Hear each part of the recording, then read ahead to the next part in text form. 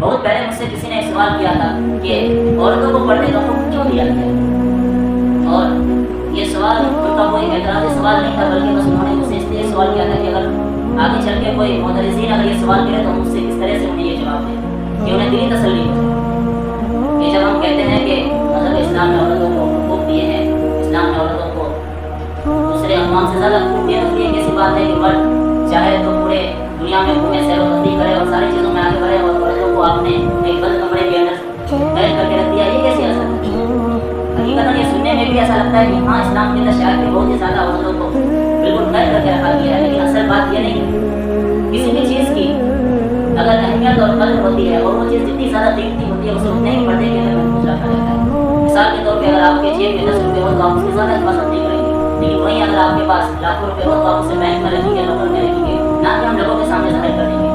یہ ایک چاکلیٹ ہے، اگر آپ اسے زمین پہ گرا دیں گے اور وہ ریپر کے اندر پیک ہو کر کے نہیں رہے گی تو تھوڑی دیر کے اندر اس کے اوپر کیڑے مکوڑے آ کر کے چیٹیاں آ کر کے اس کو کھانے لگ جائے گی، اور وہیں پہ اگر ایک چاکلیٹ کا روپ پیک ہے اور وہ زمین پہ گرا ہوا رہے گا تو اس پہ کیڑے مکوڑے نہیں لگیں گے۔ یہی مثال ایک پردہ دار عورت کی اور غیر پردہ عورت کی ہے۔ اگر وہ پردے میں رہتی ہے تو یہ دنیا کے دیوس اور شیطان اس کو میلی نظر سے دیکھ بھی نہیں پائیں گے، لیکن وہ جیسے ہی اپنے جسم کی نمائش کرے گی، وہ جیسے ہی فیشن کی طرف بڑھے گی، اپنے جسم کو دکھانے کی کوشش کرے گی، پھر ان کے ساتھ وہ ساری چیزیں ہوگی جس کے بارے میں ہم خیال بھی نہیں کر سکتے، اور اس کے ذمہ دار ہم لوگ ہوں گے۔ کیوں؟ کیونکہ وہ ہمارے گھر سے نکلتی ہے۔ اگر میری بہن میرے گھر سے نکل رہی ہے بے پردہ ہو کے تو اس کا ذمہ دار اس کا بھائی ہے۔ اگر باپ کے گھر سے نکل رہی ہے اور باپ کو معلوم ہے کہ میری بیٹی بے پردہ ہو کے نکل رہی ہے تو اگر وہ باہر کسی فتنے میں ملوث ہوتی ہے تو اس کا ذمہ دار اس کا باپ ہوگا، اس کا بھائی ہوگا، اگر وہ شادی شدہ ہے تو اس کا شوہر بھی ہوگا، اور اگر بیٹا بالغ ہے تو اس کا بیٹا بھی ہوگا۔ اور فوٹو کا بھی جو رواج بہت زیادہ چل چکا ہے، ہر چیز کو اسٹیٹس میں لگا دیتے ہیں، کسی کی شادی ہوئی یا کسی کی غیر محرم عورت کی فوٹو ہے اسے آپ فیس بک میں لگا دیتے ہیں، واٹس ایپ میں لگا دیتے ہیں، بہت ہی غیر مہذب اور ایک بہت ہی اوچھی حرکت ہے۔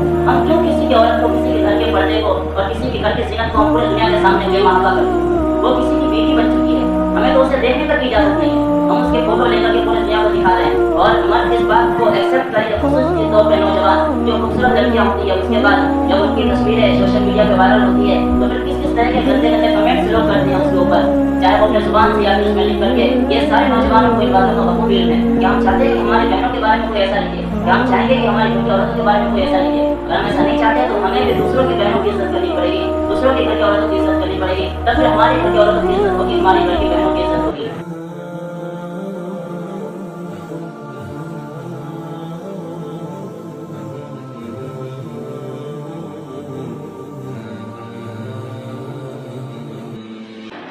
اللہ رب العزت نے ہمیں جو مذہب عطا کیا ہے وہ ایک معیاری مذہب ہے، جس میں ہر چیز ایک متوسط انداز میں عطا کی گئی ہے، اور 100% درست اور پیور مذہب ہے۔ اس میں ہر چیز میں اللہ رب العزت نے ہماری رہنمائی کی ہے۔ اسی میں ایک بہت ہی اہم چیز ہے وہ پردے کی اہمیت ہے۔ مذہب اسلام کے اندر پردے کی کیا اہمیت ہے اور اس کا ہمارے زندگی سے کیا تعلق ہے، اور ہماری اس میں کیا کوتاہی ہو رہی ہے، اور ہمیں کس طرح سے اس پہ فکر لینے کی ضرورت ہے۔ آج میری گفتگو انہی چند چیزوں پہ ہوگی، لہٰذا تمام سننے والوں سے گزارش ہے کہ باتوں کو عمل کی نیت سے سنیں۔ اس طرح مذہب اسلام ہر کام میں ہماری رہنمائی کرتا ہے، اسی طرح سے ہمیں کس طرح زندگی گزارنی ہے اور ہماری دنیا کی زندگی کس طرح سے ہوگی، ہر ایک شعبے میں اسلام ہماری رہنمائی کرتا ہے۔ اور اسی میں سب سے جو اہم مسائل میں سے ایک مسئلہ پردے کا ہے، جو کہ بہت اہم مسئلہ ہے، اور اس میں ہمارے لوگوں سے ہم سے بہت زیادہ کوتاہی ہوتی ہے۔ اللہ رب العزت نے آپ صلی اللہ علیہ وسلم سے قرآن کریم میں یہ خطاب فرمایا ہے کہ کل المؤمنین یغضوا من ابصارہم ویحفظوا فروجہم، کہ اے نبی آپ کہہ دیجیے کہ مومن عورتوں کو کہ وہ اپنی نگاہیں نیچی رکھیں اور اپنی شرمگاہوں کی حفاظت کریں۔ یہ بالکل دو ٹوک الفاظ میں اللہ تعالیٰ نے حکم دیا ہے، لیکن آج ہم فیشن کے نام پہ اور آزادی کے نام پہ، رائٹ ٹو فریڈم کے نام پہ جس طرح سے مغربی تہذیب نے ہمارے اوپر اثر انداز کیا ہے، یہ بات کہیں ڈھکی چھپی نہیں ہے کہ ہمارے گھر کی بچیاں، ہماری گھر کی عورتیں، ہماری مائیں اور ہماری بہنیں کس طرح سے فیشن کے جال میں پھنسی ہوئی ہے اور کس طرح سے بے پردگی کے ساتھ اپنی عریانیت کا اور اپنے جسم کا مظاہرہ کرتی ہے، یہ کہیں ڈھکی چھپی بات نہیں، اور ہم سے کتنی کوتاہی ہوتی ہے، یہ بھی کوئی چھپی ہوئی بات نہیں ہے۔ اسلام نے ہمیں ایک معیار بتایا ہے کہ کس طرح سے ہمیں زندگی گزارنی ہے، لیکن ہم اس کے بالکل برعکس اور الٹا چلتے ہیں۔ مردوں کو حکم ہے کہ وہ پائجامے کو یا لنگی یا پینٹ جو بھی وہ پہنتے ہیں وہ ٹخنوں سے اوپر رکھے، اور جو عورت یا لڑکی ہوتی ہے اس کا سارا جسم ڈھکا ہوا ہے، لیکن ہم دیکھتے ہیں کہ یہاں پہ معاملہ الٹا چلتا ہے۔ مرد جو پائجامہ یا کچھ بھی پہنتے ہیں وہ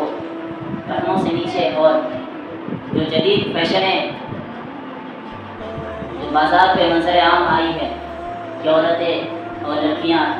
ٹی شرٹ پہن کے، بالوں کو کھلا گھوم کے اور پائجامے کو ٹخنے سے اوپر رکھتی ہے، یہ بالکل سراسر اور حرام ہے۔ اسلام میں اس طرح کی کسی بھی کام کی کسی بھی طرح سے کوئی گنجائش نہیں ہے۔ ہم سب اپنے اپنے چھوٹے بچیوں پہ خصوصی طور پہ دھیان نہیں دیتے ہیں، بلکہ کہتے ہیں کہ ابھی چلتا ہے چھوٹی بچی، ابھی فی الحال اس کو جینس پہنا دیتے ہیں، ٹاپ پہنا دیتے ہیں، جب تھوڑی بڑی ہو جائے گی تو پردہ کرے گی۔ ایسا نہیں ہے، تربیت بچپن سے ہوتی ہے۔ جب ہم بچپن میں اسے پردے کی اہمیت نہیں سمجھائیں گے، جب ہم بچپن میں ہی اسے جینس ٹاپ خرید کے دیں گے تو بڑی ہونے کے بعد اسے پھر کرتے پہننے سے ایک طرح سے آر محسوس ہوگی۔ جب ہم اسے بچپن میں لپسٹک اور نیل پالش کی عادی کرا دیں گے، کھلے بال گھومنے پہ ہم اس کی کوئی قدر نہیں کریں گے، کوئی گرفت نہیں کریں گے، تو پھر بڑے ہونے کے بعد پھر ہم اس کے ساتھ اگر سختی سے پیش آئیں گے تو وہ بالکل اس بات کو ماننے کے لیے تیار نہیں ہوگی۔ اور آج ہم دیکھ رہے ہیں کہ شادیوں میں، بازاروں میں مردوں سے زیادہ عورتوں کے ہجوم ہیں۔ شادیوں میں تو اتنی زیادہ بے پردگی ہوتی ہے کہ ایک شریف النفس انسان کو وہاں پہنچنا دشوار ہو جاتا ہے۔ اگر وہ چاہے کہ وہ آنگن میں کہیں جا کر کے کسی اہل شادی میں کسی سے ملاقات ہو جائے تو وہ شرمندہ ہو کر کے جا نہیں پاتا۔ یہ ساری چیزیں ہمارے مسلمانوں کے اندر ہو رہی ہیں، اور بالکل غلط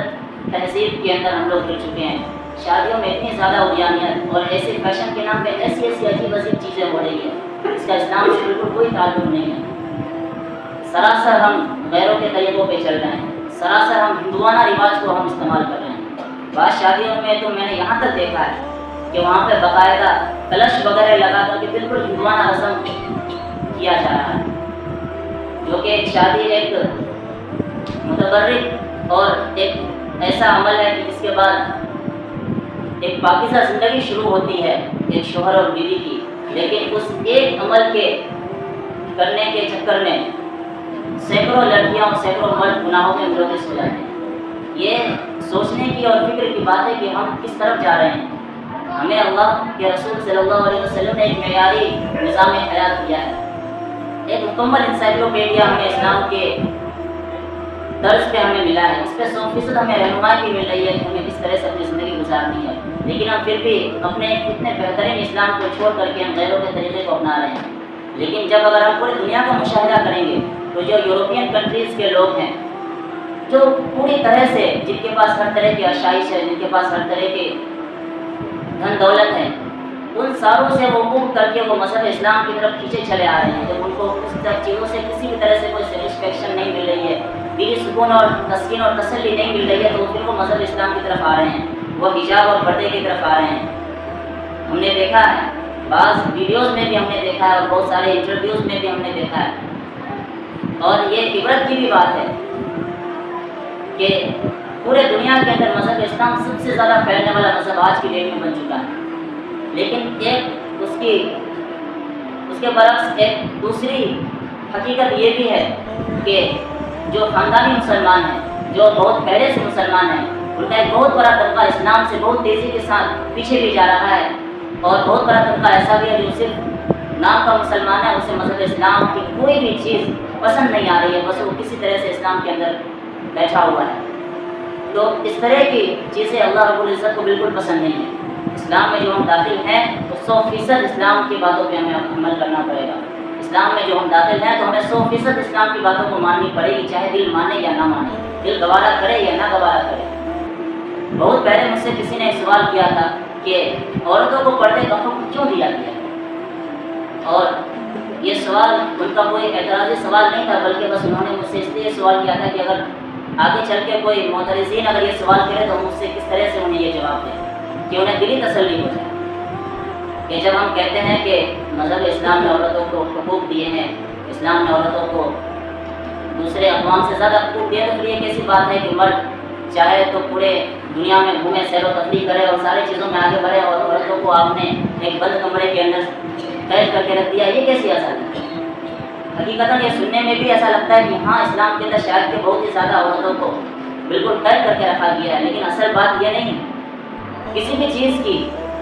اگر اہمیت اور قدر ہوتی ہے اور وہ چیز جتنی زیادہ قیمتی ہوتی ہے اسے اتنے ہی پردے کے اندر محفوظ رکھا جاتا ہے۔ مثال کے طور پہ اگر آپ کے جیب میں 10 روپے ہو تو آپ اس کی زیادہ حفاظت نہیں کریں گے، لیکن وہیں اگر آپ کے پاس لاکھوں روپے ہو تو آپ اسے بینک میں رکھیں گے، لاکر میں رکھیں گے، نہ کہ ہم لوگوں کے سامنے ظاہر کر دیں گے۔ اسی طرح سے یا پھر ایک چھوٹی سی مثال لے لیں پردے کی اور غیر پردے کی، کہ ایک چاکلیٹ ہے، اگر آپ اسے زمین پہ گرا دیں گے اور وہ ریپر کے اندر پیک ہو کر کے نہیں رہے گی تو تھوڑی دیر کے اندر ہی اس کے اوپر کیڑے مکوڑے آ کر کے، چیٹیاں آ کر کے اس کو کھانے لگ جائے گی۔ اور وہیں پہ اگر ایک چاکلیٹ کا وہ پیک ہے اور وہ زمین پہ گرا ہوا رہے گا تو اس پہ کیڑے مکوڑے نہیں لگیں گے۔ یہی مثال ایک پردہ دار عورت کی اور غیر پردہ عورت کی ہے۔ اگر وہ پردے میں رہتی ہے تو یہ دنیا کے دیوس اور شیطان اس کو میری نظر سے دیکھ بھی نہیں پائیں گے، لیکن وہ جیسے ہی اپنے جسم کی نمائش کرے گی، وہ جیسے ہی فیشن کی طرف بڑھے گی، اپنے جسم کو دکھانے کی کوشش کرے گی، پھر ان کے ساتھ وہ ساری چیزیں ہوگی جس کے بارے میں ہم خیال بھی نہیں کر سکتے ہیں، اور اس کے ذمہ دار ہم لوگ ہوں گے۔ کیوں؟ کیونکہ وہ ہمارے گھر سے نکلتی ہے۔ اگر میری بہن میرے گھر سے نکل رہی ہے بے پردہ ہو کے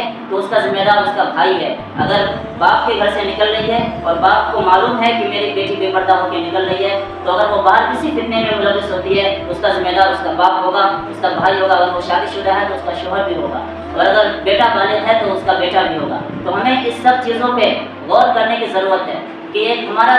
کیا اسٹیٹس تھا کہ ہمارے گھر کے خواتین کو اور ہمارے گھر کی عورتوں کو ان کے گھر کے قریبی مرد بھی نہیں دیکھ پاتے تھے، لیکن آج حال یہ ہو چکا ہے کہ شادیوں میں اور بازاروں میں اور دیگر چیزوں کے اندر اتنی زیادہ بے پردگی ہو رہی ہے کہ جس کی کوئی حد نہیں بچی ہے۔ ہمیں ان سب چیزوں پہ غور کرنے کی ضرورت ہے۔ اور فوٹو کا بھی جو رواج بہت زیادہ چل چکا ہے، ہر چیز کو اسٹیٹس میں لگا دیتے ہیں۔ کسی کی شادی ہوئی یا کسی کی غیر محرم عورت کی فوٹو ہے اسے آپ فیس بک میں لگا دیتے ہیں، واٹس ایپ میں لگا دیتے ہیں۔ یہ بہت ہی غیر مہذب اور ایک بہت ہی اوچھی حرکت ہے۔ ہم کیوں کسی کی عورت کو، کسی کے گھر کے پردے کو اور کسی کے گھر کی زینت کو ہم پورے دنیا کے سامنے بے محابہ کرتے ہیں؟ وہ کسی کی بیوی بن چکی ہے، ہمیں تو اسے دیکھنے تک کی اجازت نہیں ہے، ہم اس کے فوٹو لے کر کے پورے دنیا کو دکھا رہے ہیں۔ اور مرد اس بات کو ایکسیپٹ کریں گے، خصوصی طور پہ نوجوان جو خوبصورت لڑکیاں ہوتی ہے اس کے بعد جب ان کی تصویریں سوشل میڈیا پہ وائرل ہوتی ہے تو پھر کس کس طرح کے گندے گندے کمنٹس لوگ کرتے ہیں اس کے اوپر، چاہے وہ اپنے زبان سے یا پھر اس میں لکھ کر کے۔ یہ سارے نوجوانوں کو ان باتوں کا بخوب علم ہے کہ ہم چاہتے ہیں کہ ہماری بہنوں کے بارے میں کوئی ایسا لکھے، کیا ہم چاہیں گے کہ ہماری گھر کی عورتوں کے بارے میں کوئی ایسا لکھے؟ اگر ہم ایسا نہیں چاہتے تو ہمیں بھی دوسروں کی بہنوں کی عزت کرنی پڑے گی، دوسروں کے گھر کی عورتوں کی عزت کرنی پڑے گی، تب پھر ہمارے گھر کی عورتوں کی عزت ہوگی، ہماری گھر کی بہنوں کی عزت ہوگی۔ اور آخری بات کہہ کے میں یہ اپنے اس بات کو مکمل کروں گا کہ ہمارے معاشرے کے اندر ایک سب سے بڑی برائی یہ ہے، اور ہم اسے برائی نہیں سمجھتے ہیں، کہ جو بڑے عمر کے جو لوگ ہوتے ہیں وہ اپنی پوتیوں کے ساتھ، اپنی نواسیوں کے ساتھ مذاق کرتے ہیں۔ یہ بالکل ناجائز اور حرام ہے۔ اپنی نتنیوں کے ساتھ، چاہے وہ آپ کی خاص ہو چاہے وہ دوسری دور کی ہو، وہ آپ کے لیے غیر محرم ہے۔ یا اسی طرح سے جو عورتیں ہوتی ہے وہ اپنے پوتوں کے ساتھ یا اپنے ناتیوں کے ساتھ کرتی ہے، بالکل سراسر حرام اور ناجائز عمل ہے۔ جس طرح سے ہم اپنی بیٹی کے ساتھ کسی بھی طرح کے غلط الفاظ استعمال نہیں کر سکتے، اسی طرح ہم بیٹی کی بیٹی کے ساتھ یا اپنے بھتیجی کی بیٹیوں کے ساتھ بھی کسی طرح کی کوئی فحش الفاظ استعمال نہیں کر سکتے۔ مثال کے طور پہ جو ہمارے خصوصی طور پہ سرجا پوری برادری کے لوگ کہتے ہیں، مثلا مذاق کے طور پہ کہ اپنے ناتی کو سالہ کہہ دیتے ہیں یا اس کو کچھ کہہ دیتے ہیں، یہ بالکل اس طرح سے یہ ساری چیزیں حرام ہیں۔ ہمیں ان سب چیزوں سے پرہیز کرنے کی ضرورت ہے۔ یہ ساری چیزوں پہ ہمیں بہت زیادہ کوتاہی ہوتی ہے۔ ہم سب عزم کریں، ارادہ کریں کہ جو معیاری زندگی اور جو اصولی زندگی اللہ رب العزت نے نبی کریم صلی اللہ علیہ وسلم کے ذریعے سے ہمیں بتائی ہے، ہم اس کے مطابق اپنی زندگی گزاریں گے اور اپنے گھروں کے اندر پردے کا ماحول بنائیں گے، اپنی بچیوں کو، اپنے بہنوں کو اور جو شادی شدہ حضرات ہیں اپنی بیویوں کو سب کوئی پردے کے ساتھ گھر پہ بھی رکھیں گے اور اگر کہیں بھیجیں گے بھی تو پردوں کے ساتھ بھیجیں گے، خود بھی فتنے سے محفوظ رہیں گے، ہمارے گھر کی عورتیں بھی فتنوں سے محفوظ رہیں گی، اور وہ جہاں جائیں گی وہاں کے مرد حضرات بھی فتنے سے محفوظ رہیں گے۔ ہم جب دوسروں کی عزت کریں گے ہمارے گھر کی عزت محفوظ رہے گی، اگر ہم دوسروں کی عزت نہیں کریں گے تو ہمارے گھر کی بھی عزت محفوظ نہیں رہے گی۔ اور یہ بالکل مشاہدے پہ مبنی بات ہے کہ آج بہت زیادہ ہندوستان کے اندر غیر مسلموں کے ساتھ ہماری بچیاں شادی کر رہی ہے۔ ہر دن آئے دن ویڈیوز سوشل میڈیا پہ وائرل ہو رہا ہے کہ کوئی نوجوان لڑکی ہے، اسے کوئی نوجوان لڑکا پسند آتا ہے اور وہ گھر کے لوگوں کو چھوڑ کر کے وہ ساری محبت اور شفقت کو بھول کر کے وہ اس اندھے پیار پہ چلی جاتی ہے۔ ان ساری چیزوں کے ذمہ دار کہیں نہ کہیں ہمارا سماج، ہمارا معاشرہ ہے، کیونکہ وقت پہ شادی نہیں ہوتی ہے اور شادی اور نکاحوں میں ہم نے اتنا زیادہ ٹف بنا دیا ہے کہ لوگ بھاگنے پہ اور غلط قدم اٹھانے پہ مجبور ہو جاتے ہیں۔ ہم اپنے گھر کی عورتوں کی فکر کریں، اپنے بچیوں کی فکر کریں، ان کی نگرانی کریں، اور اپنے نوجوان لڑکوں سے بھی میری ادب گزارش ہے کہ ہم لوگ ان سارے چیزوں پہ غور کریں اور ایک بہترین معاشرہ بنانے کے لیے ہم سب قدم سے قدم ملا کر کے ایک بہترین منصوبہ بندی کے تحت اس چیز کو فروغ دیں کہ ہم معاشرے میں پھیلی ہوئی برائیوں کو روکیں گے، خود بھی روکیں گے، اور اگر کہیں ہم اس طرح کی چیزوں کو دیکھیں گے تو اسے روکیں گے، بجائے پروموٹ کرنے کے اگر کوئی کرے تو اسے بھی پیار سے شفقت سے روکیں گے۔ اللہ رب العزت سے دعا ہے کہ اللہ رب العزت ان تمام باتوں پہ سب سے پہلے مجھے عمل کرنے کی توفیق دے اور ہم تمام لوگوں کو ان باتوں پہ عمل کرنے کی توفیق عطا فرمائے۔ وآخر دعوانا الحمد للہ رب العالمین۔